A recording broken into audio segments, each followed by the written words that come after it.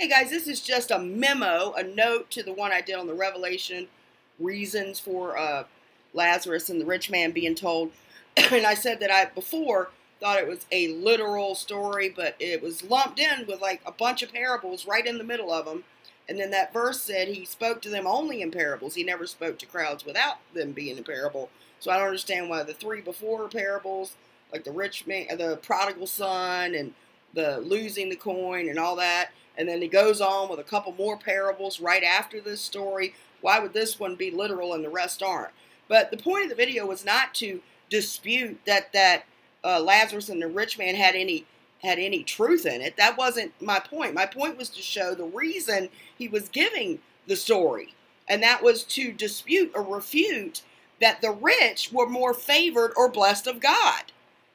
That the first will be last, the last shall be first. That's all. I was showing you revelation of why he was giving them the story. It's not to say that hell doesn't exist or there isn't really a paradise or none of that.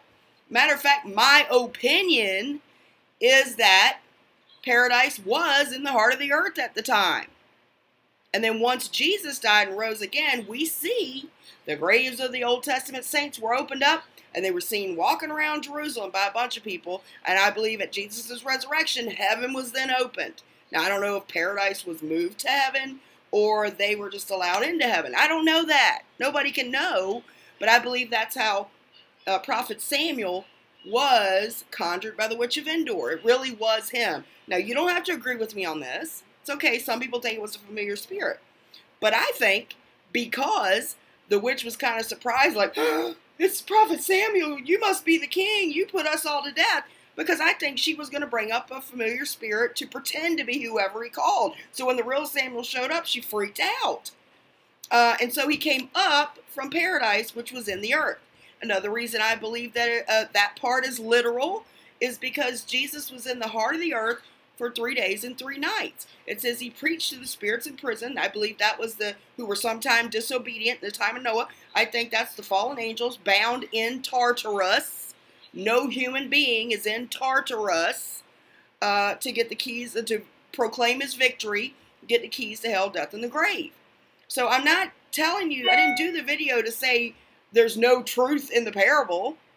I'm only telling you that it was one based on the surrounding scripture, but mostly to show you why he told them that story. Most people think it's the motivation to show them that rich people go to hell for not helping the poor. That wasn't the point. The point was that the rich are no more blessed. You know, that the first shall be last and last shall be first. You should humble yourself so that God can exalt you. That was the point of it. So again, I misunderstood. I thought I was clear saying that you don't have to agree with me on this. And the point is not to argue whether it's a literal true story or if there's truth to the parable. I'm not disputing there's truth to the parable. But in any case, that was my whole motivation. I don't know why. I mean, I got a page-long thing from somebody, and I was like, again, they missed my point. I gave my point like 3 times. I'm telling you this because he was showing them that the rich are no more favored of God. It doesn't mean they're righteous just because they're wealthy. Oh, I hope people can hear me. I just get tired. Oh, all right, God bless.